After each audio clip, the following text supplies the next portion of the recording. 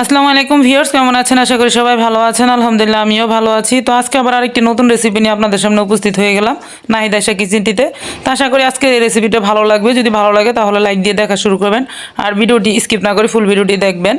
তো দর্শক, আজকে তৈরি করে দেখাবো হাফ কাপ গুঁড়া দুধের সন্দেশ তৈরি করে দেখাবো। তো তার জন্য আমি এখানে নিয়েছি দেখুন হাফ কাপ গুঁড়া দুধ, আর এখানে নিয়েছি আমি হাফ কাপের থেকে একটু চিনি বেশি, আর এখানে নিয়েছি আমি 1 টেবিল চামচ পরিমাণের বাটার, আর নিয়েছি 1 টেবিল চামচ পরিমাণের এখানে ডালটা, আর নিয়েছি আমি 3 টেবিল চামচ পরিমাণের ময়দা। এই কয়টা উপকরণ দিয়ে কিন্তু আজকে এই সন্দেশটা তৈরি করব। খুব সুন্দরভাবে আপনারা দেখলে কিন্তু বুঝতে পারবেন। তো দেরি না করে আমি চলে যাচ্ছি এখন এই রেসিপিটা তৈরি করার জন্য, আর সাথে আপনারা থাকবেন ইনশাল্লাহ। এই যে দেখুন ফ্রাই প্যানে আমি এখন চিনিটা দিয়ে দিলাম, আর কাপের ওই কাপ দিয়েই কিন্তু আমি যতটুকু পরিমাণে চিনি দিয়েছি তার থেকে একটু কম দিয়েছি এখানে পানি। তো এখন আমি এটাকে চুলাটাকে অন করে দিয়ে তারপর আমি এটাকে চিনিটাকে এখানে গালিয়ে নিচ্ছি, আর চিনিটা দিয়ে চুলাটাকে অন করে তারপর কিন্তু এটাকে বলক তুলে নিতে হবে। আর বলক তোলার পরে কিন্তু এখানে আর দেরি করা যাবে না, সাথে সাথেই সব কিছু দিয়ে চুলাটাকে অফ করে নিয়ে নিতে হবে। আর এখানে কিন্তু কোনো তার ভাব এসব কিন্তু আনা যাবে না, শুধু জাস্ট একটা বলক আসলেই কিন্তু হয়ে যাবে। তো দেখুন এর ভিতরে চিনিটা কিন্তু গলতে শুরু করে দিয়েছে।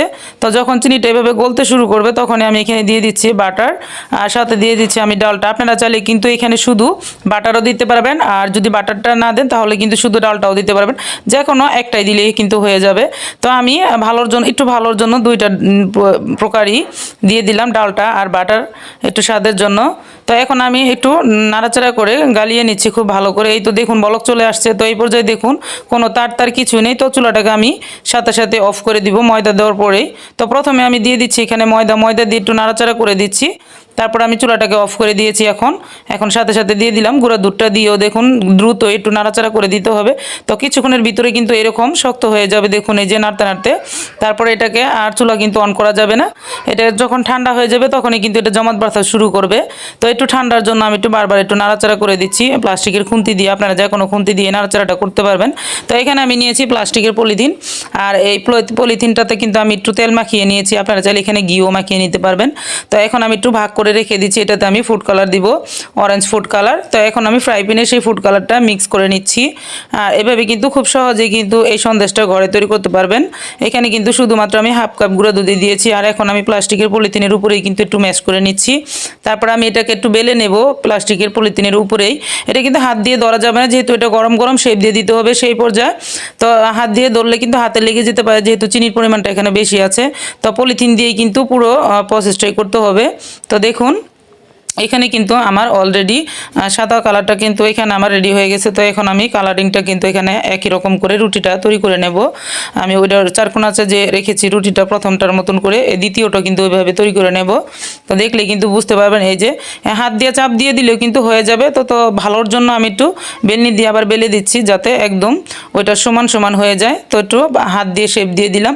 তো এখন আমি এটার উপরে বিছিয়ে দেখবো যেটা সমান হয়েছে কিনা। যদি সমান না হয় তাহলে একটু চেপে সমান করে নেব, আর একটু শুধু বাকি থাকবে খালি জায়গাটুকু। তো এইভাবে আমি সমান করে নিলাম। এখন আমি এটার উপরে ঢেলে দেব কালারিংটা সাদাটার উপরে এখন মিক্স করে নেব। দেখলে কিন্তু বুঝতে পারবেন আমি কিভাবে এটা দিয়ে দিচ্ছি। দেখুন এই যে একটি সাইড থেকে দিয়ে দিতে হবে, আর একবারে দিয়ে দিতে হবে, এটা কিন্তু বারবার দেওয়া যাবে না, তাহলে কিন্তু অন্যদিকে লেগে যাবে, যেহেতু গরম গরমই প্রসেসটা করতে হবে। দেখুন তো এই যে এখন আমি পলিথিনের সাহায্যে কিন্তু আবার মুড়িয়ে দেব, এই যে এরকম। তো একটু মিক্স করে দিচ্ছি ভালো করে, যাতে করে অ্যাডজাস্ট হয়ে যায় আর ফাঁকা না থাকে, এর জন্য একটু হাত দিয়ে মিক্স করে দিলাম, একটু আলতো হাতে চেপে। তো এখন এই পলিথিন দিয়ে আমি দেখুন কিভাবে এই যে মুড়িয়ে নিচ্ছি, একটু বেশি করে চাপ দিয়ে মুড়িয়ে দিতে হবে, যাতে করে ভিতরে কোনো ফাঁকা অংশ না থাকে। তো দেখুন এই যে হয়ে গেল। তো ওই পলিথিন দিয়ে আবার আমি এখন মুড়িয়ে তারপর নর্মাল ফ্রিজে রেখে দেবো 1 থেকে 2 ঘন্টার মতন। এই পরিমাণ রেখে দেবো, এই পরিমাণ রেখে দিলেই কিন্তু এখানে জমাট বেঁধে যাবে এই সন্দেশটা। খুব ইজিভাবে কিন্তু এই সন্দেশটা আপনারা বাসায় তৈরি করতে পারবেন, আর খেতে কিন্তু খুবই ভালো লাগবে। আপনারা চাইলে কিন্তু এখানে দুধের পরিমাণটাও কিন্তু বাড়িয়ে দিতে পারেন, সেক্ষেত্রে আরও ভালো লাগবে। তো আমি হাফ কাপ দুধ দিয়ে কিন্তু এই সন্দেশটা তৈরি করে নেব। তো এখন আমি এটা রেখে দেবো একটা প্লেটের ভিতরে, ফ্রিজের ভিতরে 2 ঘন্টার জন্য রেখে দেবো। 2 ঘন্টা পরে আমি চলে আসলাম। দেখুন এখন কিন্তু আগে থেকে অনেকটা শক্ত হয়ে গেছে। এখন শুধু আমি সন্দেশটাকে কেটে সন্দেশের শেপটা দিয়ে দিব। দেখুন এই যে, তো আমি একটি চাকু নিয়েছি, চাকুর সাহায্যে আমি প্রথম অংশটুকু কেটে রেখে দিলাম, তারপরে আমি দুটি কেটে আপনাদেরকে দেখিয়ে দিচ্ছি। একটু ধীরে ধীরে কেটে নিতে হবে, না হলে শেপটা কিন্তু নষ্ট হয়ে যাবে। এই যে দেখুন তো একইভাবে কিন্তু আমি এখানে সবগুলোই কেটে নিচ্ছি। তো আমি আপনাদেরকে দুটি এখানে কেটে দেখিয়ে দিলাম, দেখলে কিন্তু বুঝতে পারবেন আর কত সুন্দর হবে। এই যে দেখুন, খুব সুন্দরভাবে কিন্তু হয়েছে। এখানে আমি ময়দাটা একটু বেশি ব্যবহার করেছি, আপনারা চাইলে এর থেকে কমও কিন্তু ময়দাটা ব্যবহার করতে পারবেন। এই যে একদম রেডি হয়ে গেলো। দর্শক, যদি ভালো লাগে তাহলে আমার চ্যানেলটিকে সাবস্ক্রাইব করে আমার পাশে থাকবেন ইনশাআল্লাহ। তো আরও একদিন চলে আসবো নতুন কোনো ভিডিও নিয়ে। ততক্ষণ মধ্যে সকলে ভালো থাকবেন, সকলকে জানাই অসংখ্য ধন্যবাদ।